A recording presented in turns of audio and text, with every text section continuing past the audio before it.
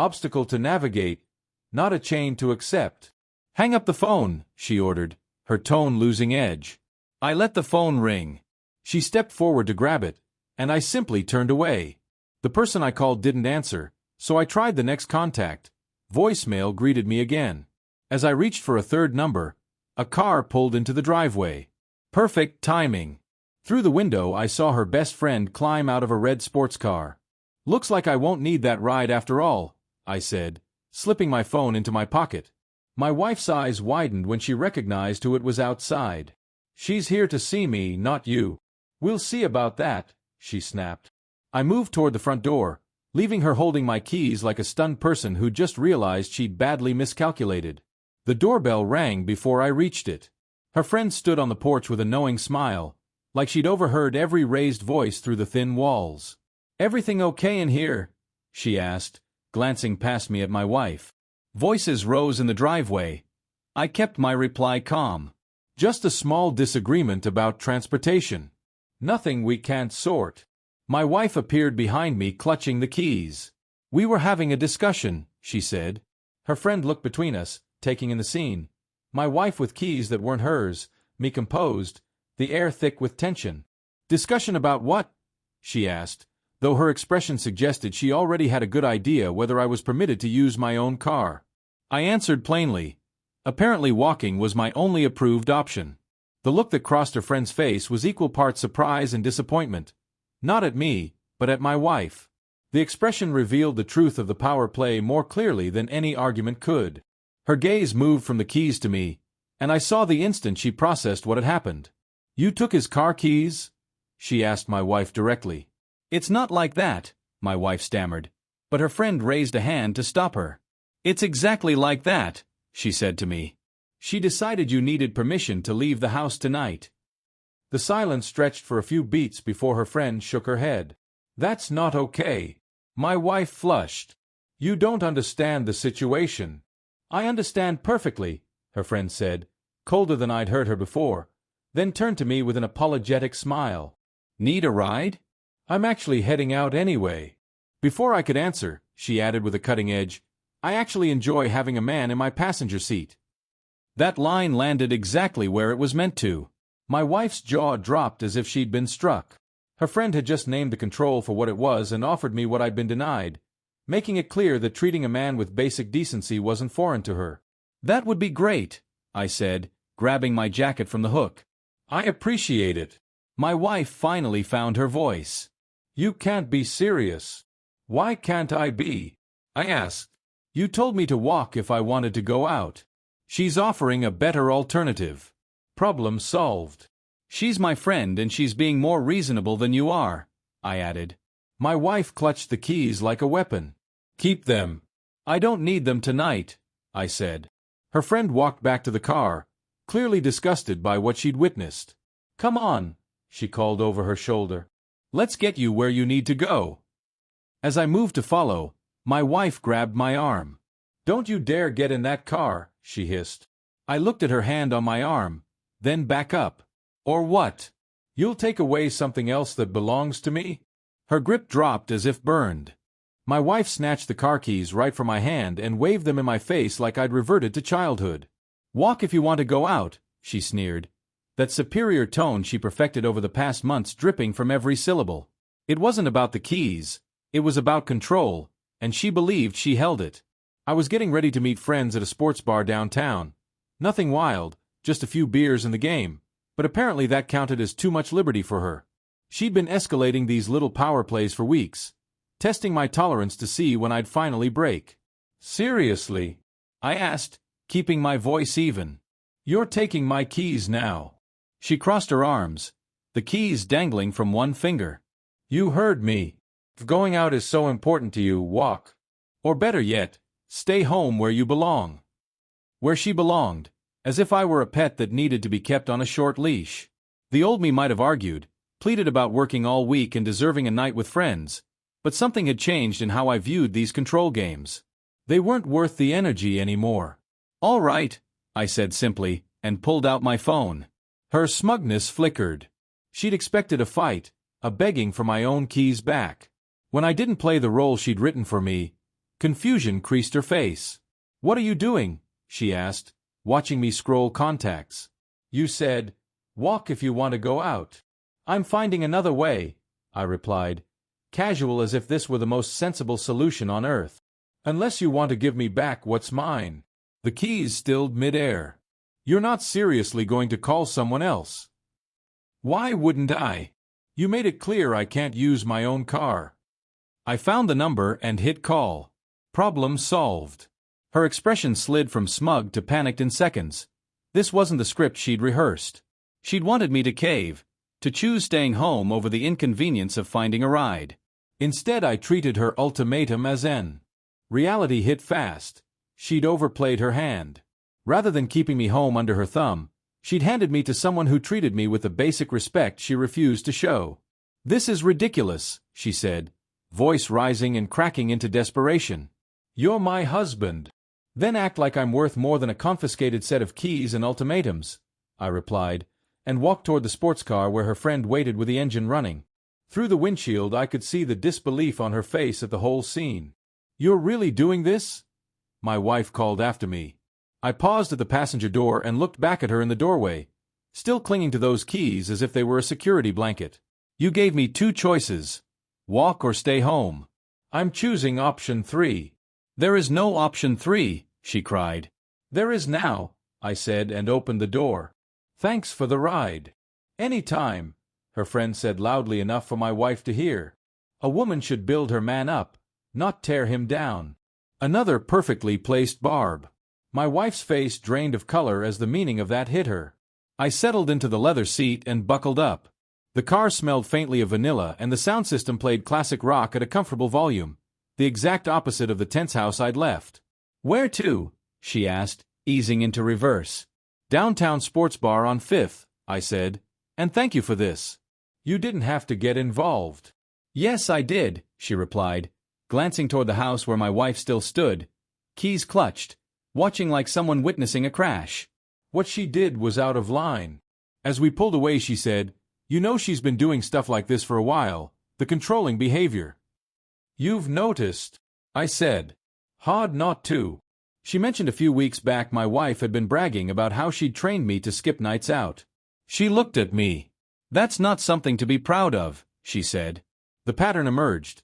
This wasn't tonight's tantrum alone, but a steady campaign to shrink my world to what she deemed acceptable, and she'd been proud of it. "Well," I said, watching familiar streets slip by, "looks like the training didn't take." The sports car handled like a dream as we headed downtown. After a few blocks of music and comfortable silence, she spoke up. "I owe you an apology," she said, eyes on the road. "For what?" I asked. "For not saying something sooner.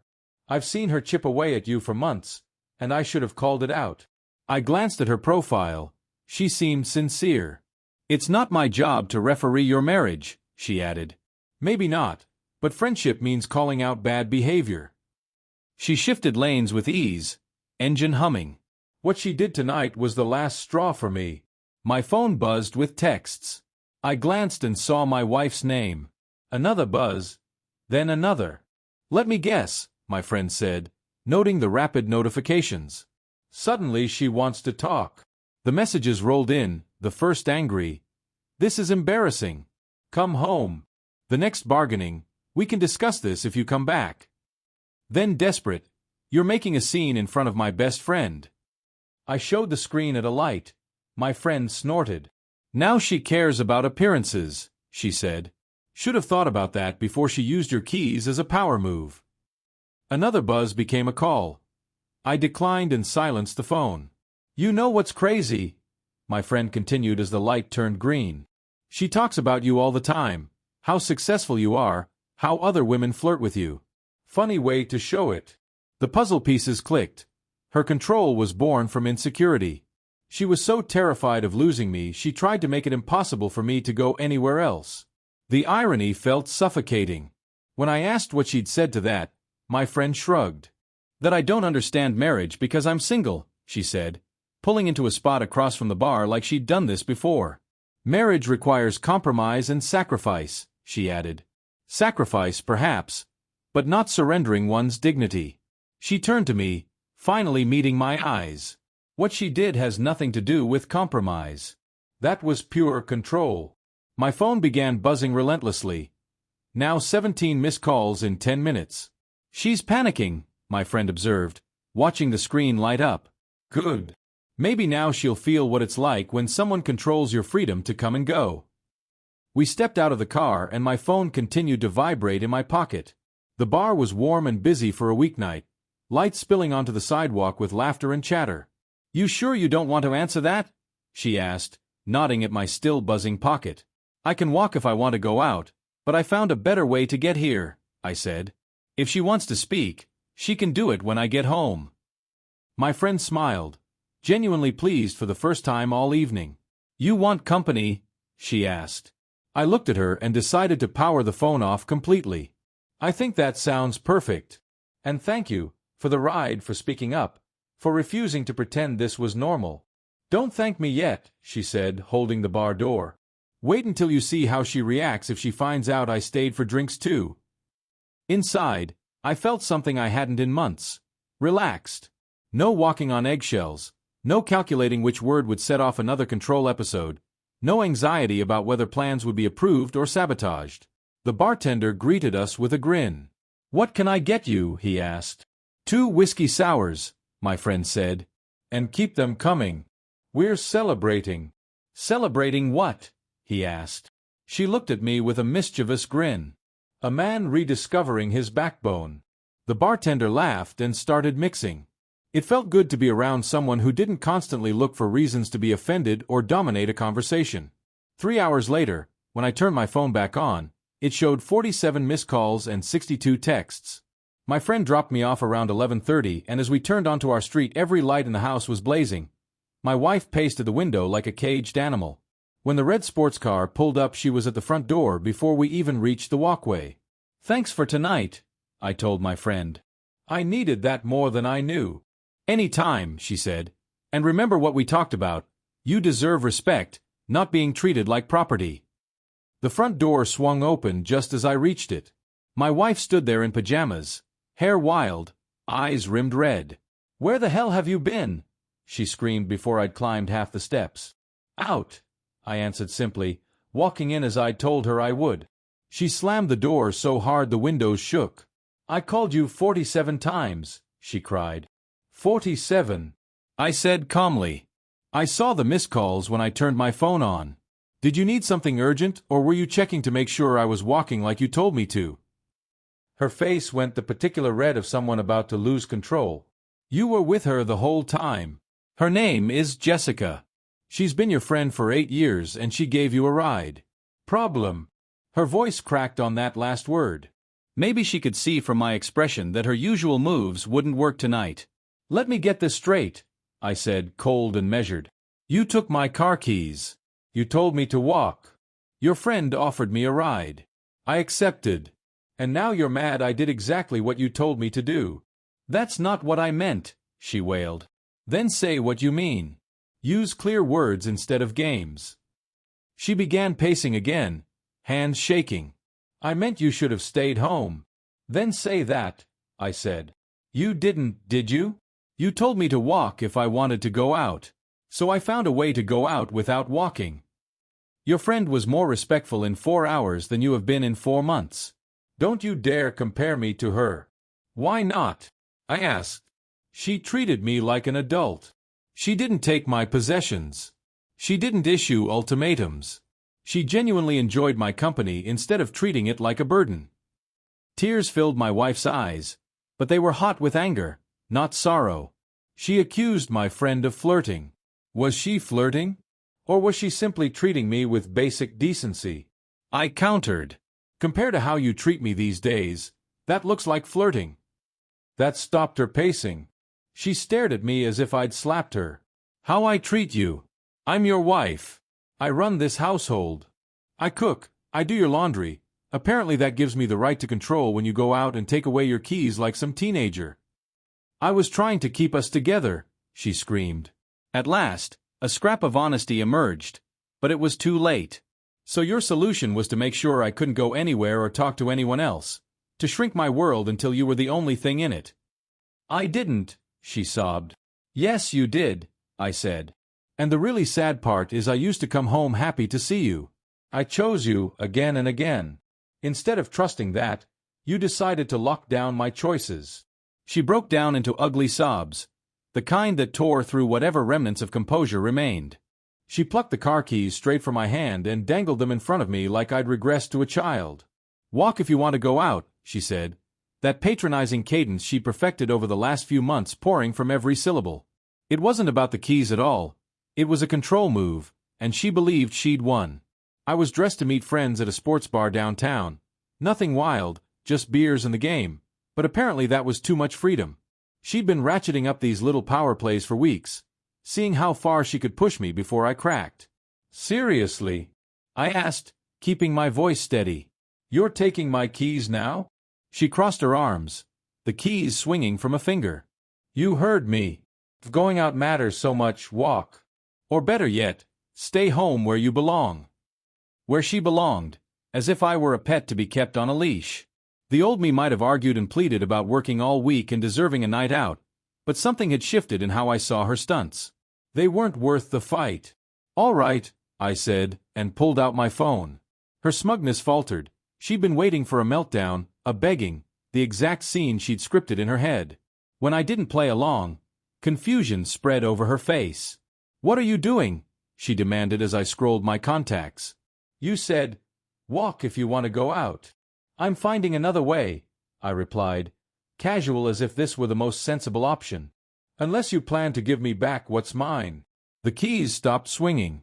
You're not seriously going to call someone else. Why wouldn't I? You made it clear I can't use my own car. I dialed the number and hit call. Problem solved. Her expression flipped from smug to panicked in seconds. This wasn't how her power play was supposed to end. She'd wanted me to cave, to choose staying home over the hassle of getting to my plans. Instead, I treated her ultimatum like the obstacle it was, something to work around, not surrender to.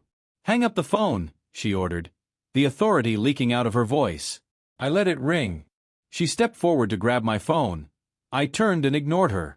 The first call went to voicemail, the second did too, and as I reached for a third line, a car pulled into our drive. Perfect timing.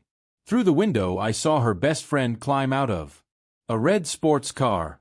Looks like I won't need that ride after all, I said, slipping my phone into my pocket. My wife's eyes widened when she saw who had arrived. She's here to see me, not you, my wife insisted. We'll see about that, I thought, and moved to the front door, leaving her there holding my keys like someone who just realized she'd badly miscalculated. The doorbell rang, and when I opened it, her friend stood smiling, like she'd caught every raised voice through the walls. Everything okay in here? She asked, glancing past me to my wife. Voices rose from the driveway. I kept my answer calm.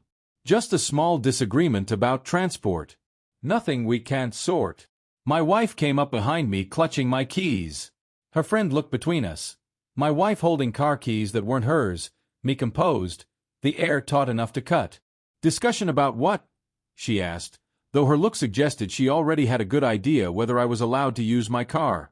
I said plainly that apparently walking was my only approved choice.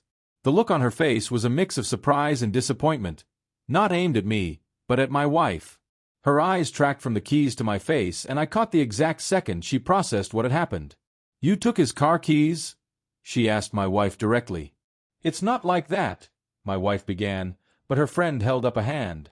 It's exactly like that, she said, and then turned to me. Need a ride? I'm actually heading out anyway.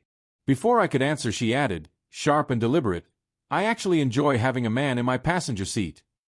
The barb landed where it was meant to. My wife's mouth dropped open like she'd been slapped.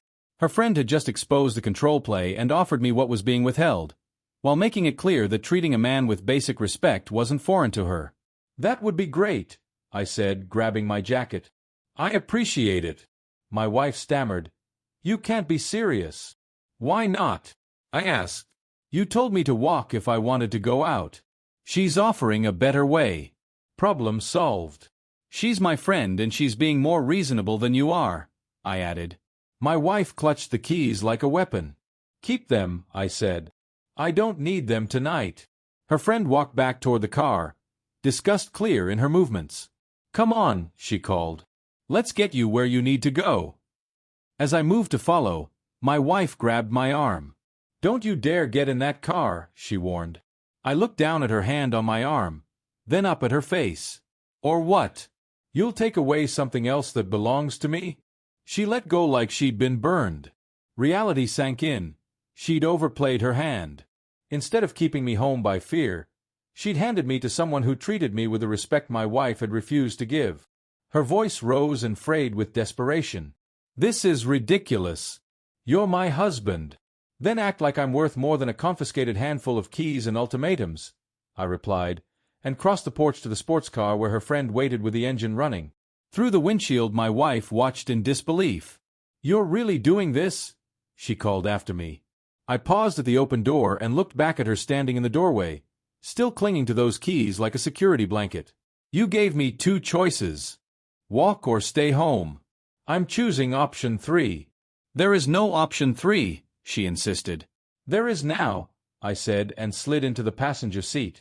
Thanks for the ride. Any time, her friend said loud enough for my wife to hear. A woman should build her man up, not tear him down. Another shot, perfectly aimed, and my wife's face paled with the sting of it. The leather seat cradled me and the car smelled faintly of vanilla. The stereo played classic rock at a comfortable level, the exact opposite of the tense house I'd left.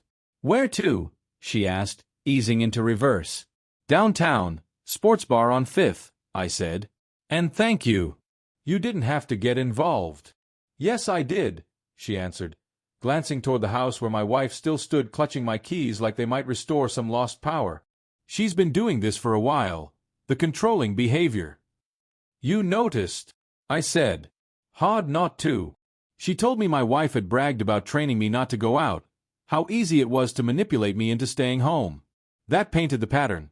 This wasn't a single tantrum but a steady campaign to shrink my life to fit what she found acceptable, and she'd been proud of it.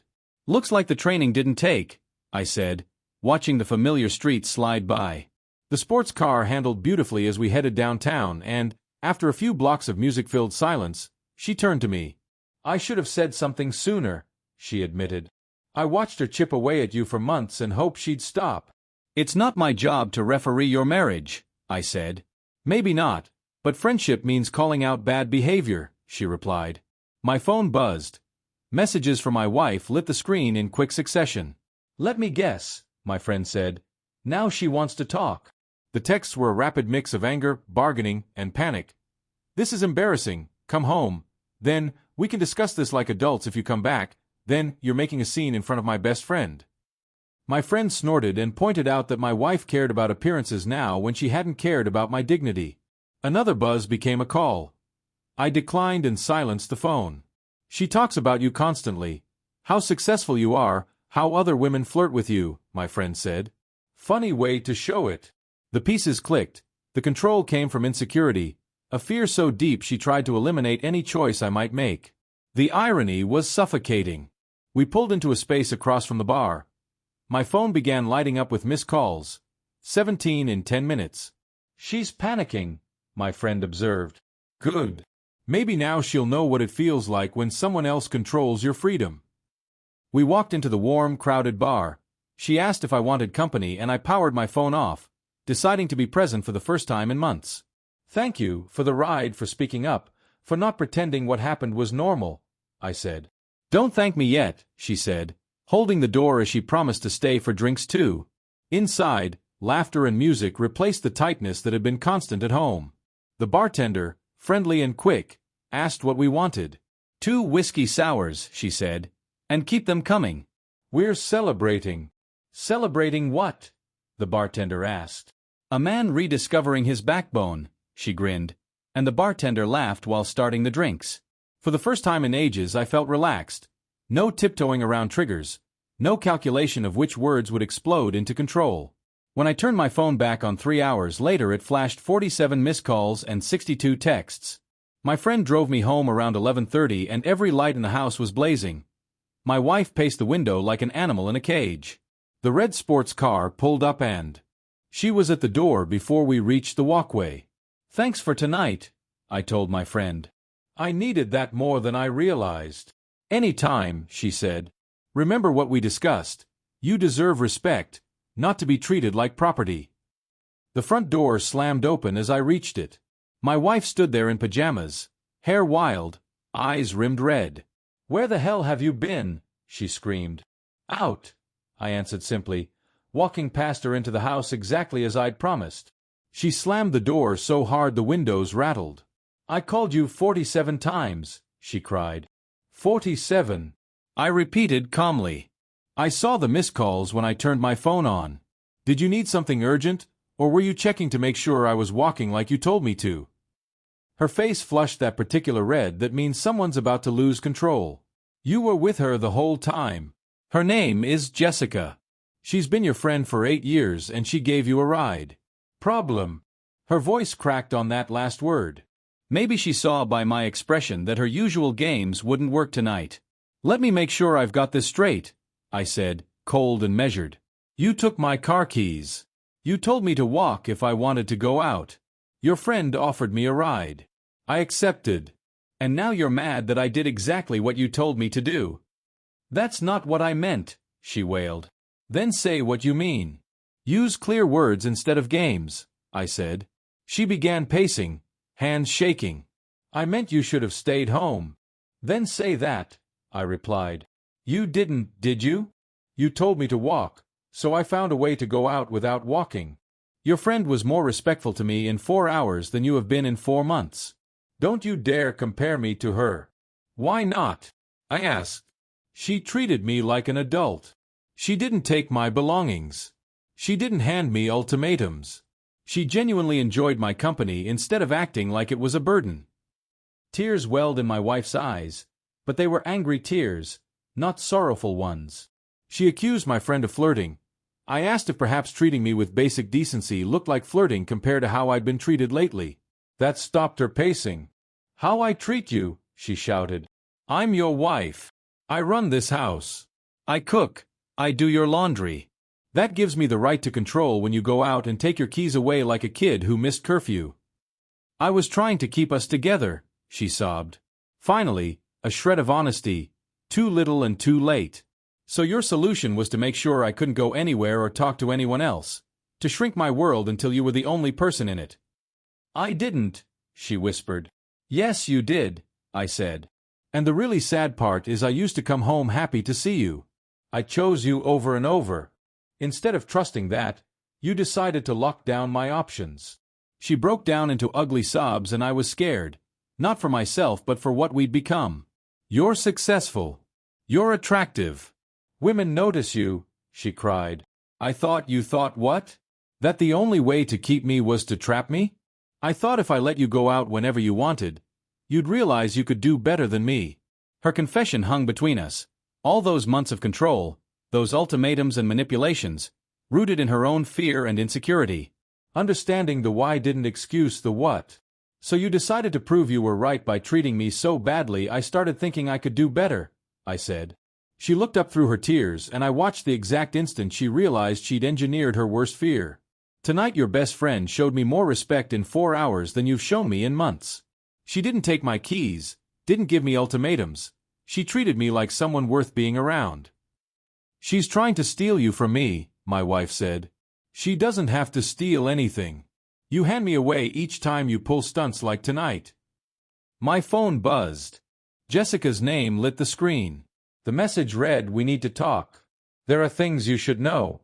My wife's face drained as if she'd been punched. "Who's texting you at midnight?" she demanded, the tears vanishing. "Jessica, she says there are things I should know." The color left my wife's face so fast I feared she'd faint.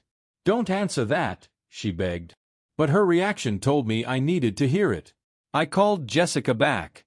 "Hey," she said when she picked up. "I've been sitting in my car for 20 minutes trying to decide if I should tell you this." "Tell me what?" I asked.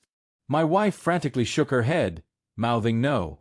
Jessica asked if I could step outside. This wasn't a conversation to have with her in earshot. I stepped onto the porch and closed the door behind me. Through the window I saw my wife collapsed on the couch, head in hands. "Okay, I'm outside. What's going on?" Jessica took a breath. I should have said something months ago, but I half hoped she'd stop on her own. "She's been talking about you behind your back. Awful stuff." What kind of stuff? I asked. Jessica didn't soften the blows.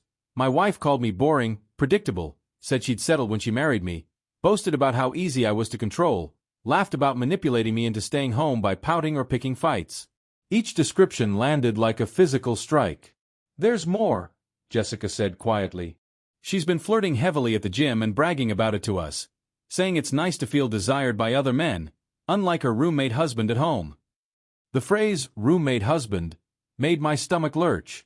Jessica continued, mentioning a weekend 3 weeks prior when my wife claimed to be visiting her sister but was actually in a hotel with a man from spin class, showing pictures of them together at the hotel bar and laughing about how oblivious I had been. The porch tilted beneath me. Through the window my wife watched, white with panic. She knew every word Jessica spoke. Why didn't you tell me sooner? I demanded. I thought she was blowing off steam, talking big to feel important, Jessica said. But after tonight, after the keys, I realized she meant it. She doesn't respect you, she thinks you're weak. I thought back to the sudden emergencies that canceled nights out, the timely fights before plans, the little digs at my friends and choices. It wasn't insecurity, it was contempt. There's one more thing, Jessica said in a low voice. She's told people that if you ever grew a backbone and left, she'd take everything in a divorce. She's already talked to a lawyer about hiding assets. At that moment the front door opened and my wife stepped out, no longer sobbing but hard and calculating. That's enough, she said. Jessica, go home. This is between my husband and me. Actually, I replied, turning to face her, I think Jessica should stay since she apparently knows more about our marriage than I do. My wife blurted that Jessica was lying to break us up. Show me your phone, I said calmly. What? My phone, she sputtered. Show me the pictures from your sister's house 3 weeks ago. The mask slipped. Panic flashed across her face before she tried to recover. I don't have to show you anything, she snapped. You're my husband, not my warden. Interesting choice of words, since she'd taken my keys tonight because she acted like I belonged to her. Jessica, still on the line and listening, asked if she should come back up. No, I said, eyes fixed on my wife. But don't go far. I think I'll need that ride after all. My wife's facade finally cracked. You can't be serious. You're going to believe her over me, your own wife. I'll believe the person honest with me tonight, and that clearly isn't you, I said. She lunged for my phone to hang up, but I stepped away. Jessica's voice came through loud enough for everyone to hear. Room 847 at the downtown Marriott. She paid with the joint account card. My wife stopped trying to snatch the phone and stared, finally seeing her carefully constructed lies begin to collapse. Check the statements, Jessica urged. Check location history. Tonight wasn't the first time. Silence stretched out like hours. My wife stood defenseless, stripped of options and lies. I can explain, she said hollowly. Can you? Can you explain why you've been cheating while telling everyone I'm boring? Why you plan to financially ruin me while playing the loving spouse? She tried to step closer and I held up a hand. Don't. Every word she'd uttered over months had been a lie. Every manipulation, every time she made me feel like the problem. She'd been cheating and blaming me for my doubts, stealing and then calling me controlling for asking for transparency. I never meant for it to go this far, she whispered. Yes, you did, I said. Jessica told me about a lawyer, about hiding assets. This wasn't accidental. It was calculated. I turned back to the phone. Jessica, are you still there? I'm here, she said. I'll be there in 5 minutes. My wife's composure broke completely. You can't leave. We can work this out. Counseling. Counseling. I looked at her as if she'd suggested a trip to Mars. You've been cheating on me, stealing from me, planning to destroy me financially. What would we counsel about? How to lie better. I'll change. I'll stop seeing him. I'll do whatever you want, she pleaded, frantic. You'll stop seeing him. Not that I made a mistake or I'm sorry. You'll stop seeing him as a favor to me. Her tears now were different. Not sorrow, but raw panic from someone who just realized the harm she intended for someone else was about to strike back. Please don't do this, she begged. I love you. No, I said. You don't. You love what I provide and having someone to control. You love the safety net while you have your fun. You don't love me. If you loved me, you wouldn't have spent months tearing me down to your friends while building up some stranger from the gym. I walked past her toward the front door. She followed, still pleading. Where will you go? What about the house? What about our life? She demanded. The life where you cheat and laugh about it? I answered. No thanks. I went upstairs, grabbed a duffel from the closet, and packed essentials. Clothes, toiletries, important documents. While she watched, still searching for any angle to regain control. I know I messed up, she sobbed. We've been together 6 years. That counts for something. It did count, right up until she decided it didn't. I zipped the bag and turned to her. You made your choice when you called me boring and predictable. You made your choice when you slept with someone else. You made your choice when you talked to a lawyer to steal from me. I'm making mine now. Headlights swept the bedroom window. Jessica was here. That's my ride, I said, shoulder the duffel. You're really going with her, she wailed. I'm going anywhere that isn't here, I replied. Downstairs she followed, still pleading, still trying to salvage something, anything, but there was nothing left to save. At the front door I paused and looked back. You know what's pathetic? I said. If you just treated me with basic respect, been honest, acted like you wanted to be married instead of controlling and humiliating me, none of this would have happened. You created every problem you were afraid of. She had been scared of losing me, so she cheated to keep me, stole to prove love, called me boring to strengthen the marriage. An irony so bitter I shook my head. You weren't scared of losing me, I said. You were scared I'd see what you actually thought of me. I opened the door and stepped into cool night air that tasted like freedom. Don't call me, I said without looking back. Don't text me. Don't show up at my work. When you're ready to discuss divorce terms, have your lawyer contact mine. I don't want a divorce, she whimpered. Well, that's one more thing you don't control. I walked to Jessica's car and climbed in. Through the windshield my wife stood in the doorway clutching my car keys as if they could restore what she'd just destroyed. You okay? Jessica asked as we pulled away. I looked back at the house and the woman who'd spent months systematically destroying our marriage while blaming me for not being grateful. Yeah, I said, and for the first time in months I actually meant it. I think I'm going to be just fine. Our story has come to an end. If you've made it this far, how about subscribing to our channel? It helps us immensely. I've selected 2 other videos for you that I'm sure you'll enjoy. Feel free to click on them. I'll be waiting for you in the next story. See you soon.